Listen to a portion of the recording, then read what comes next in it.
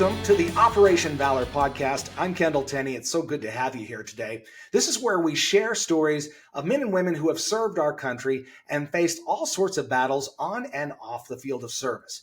So today we're talking with Paul Meyer. I loved this conversation. Paul is a Vietnam veteran living in Minnesota, a very active life there at 77 years old. We're going to hear about Paul's military journey and about a life-changing back injury he suffered in Vietnam and how he found hope and healing through a groundbreaking procedure. We'll pick up the conversation with Paul talking about how he registered to serve in the U.S. Army in 1966. Oh, a bunch of us guys were, in school one day, and we decided to go down and sign up. Well, I went to Fort Leonard Wood, Missouri, spent 8 weeks there in boot camp. I enjoyed it. I excelled. And then from there, I went to Fort Riley, Kansas for AIT, and I was Soldier of the Month there in my unit, and I really enjoyed the military. And then in February of 67, that's when we shipped out for Vietnam. We took a ship over, took 23 days. And then when our equipment caught up with us, we started doing what our mission was, and that was hauling fuel, petroleum lubricants and oil. And we'd run maybe 2 or 3 runs a day back to our base camp. So we supplied them with our fuel, add gas, more gas, jet fuel, and that's what we did.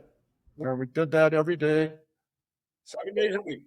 We always had a shotgun with us, the driver, and then a shotgun with an M16. And we were led with a 3/4 ton vehicle with a 50 caliber on it. And when we were up in Tin Inn, we were hit. I was in the second tanker, and the third tanker hit a landmine. So I got lucky on that one. But other than that, it was uneventful, other than mortar attacks at night. What were the mortar attacks like? You end up in your bunker. And then when the attack was over with, you'd go and one time our propane caught on fire from a mortar attack, and we ran over and we put that out. But other than that, you pull guard duty, and it was a job. So when you get home, tell me about life after Vietnam. Was that an adjustment when you first arrived back in the United States? Yes.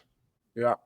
First off, we were ignored. We were looked down upon, and that made us bitter with the general public, calling us baby killers and stuff like that, even though, I didn't do any of that stuff.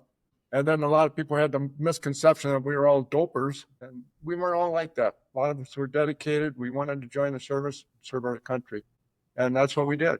And it took a long time for that recognition to come through 30, 40 years later. How did that feel after all those years of waiting when that recognition came? It was a little belated, but it's not as important now because I raised a family and that became more important. But I still love my country. That hasn't changed. The people haven't changed me that way. I'm still dedicated to my country. I'm a patriot. What did you do for a career? I used to work for American Motors Proving Grounds, which was engineering cars. I was a maintenance man there, and I also test drove. And then when American Motors folded, I got a job with the Kenosha County Highway Department as a heavy equipment operator. And I put 25 years in there. And I retired in 2011, March 11th. When did you start to suffer back issues? When I was in Vietnam, we had to build a lot of bunkers. And one day, just throwing a sandbag up onto a S&P, which is a flatbed semi-trailer, I wrenched my back. And I fell down and couldn't hardly walk. And I've had back problems off and on ever since. 1997, I had a discectomy. 2000, I had a microdiscectomy.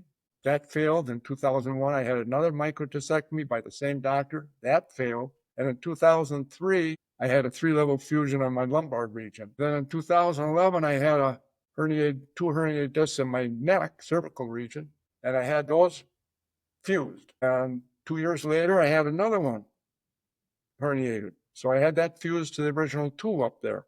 And then in 2024, January 11th, I had a 5-level fusion put in my neck. And I was starting to get to where I couldn't move like I normally would because of these fusions. So my back started giving me problems after the last one because I slipped on a step. And I didn't want to have any more surgeries. And then I heard about this procedure where they injected a fiber into your back. And we got that procedure accomplished on December 11th of 2024.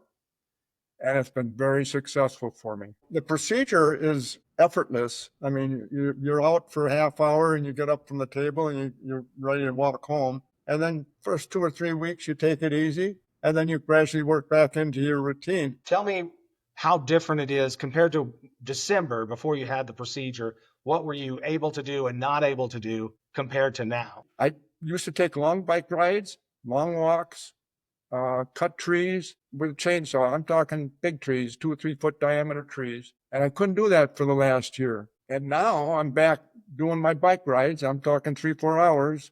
I walk up to 6 miles when I'm not doing the bike rides. And I'm back taking care of my property. We have 3.5 acres, cut trees. I'm painting my barn again. It's a 40 by 60 foot barn by hand.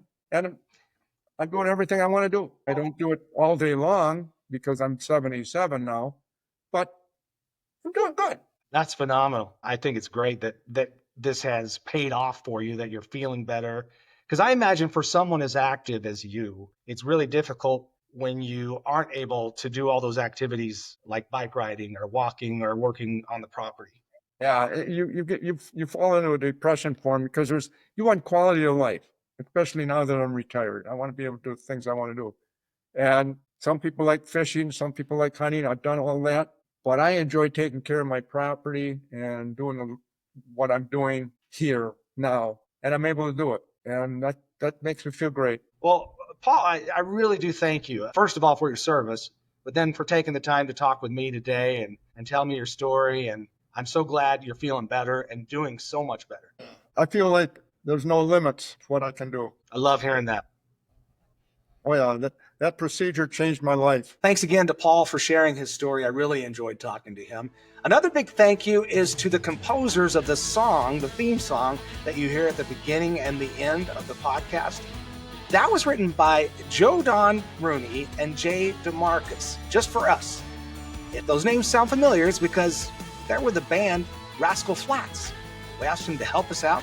They wanted to help a cause related to veterans. They did it. And now we end up with probably the best podcast song out there. Thank you, Joe Don and Jay. And we hope to see you back here next time on the Operation Valor podcast.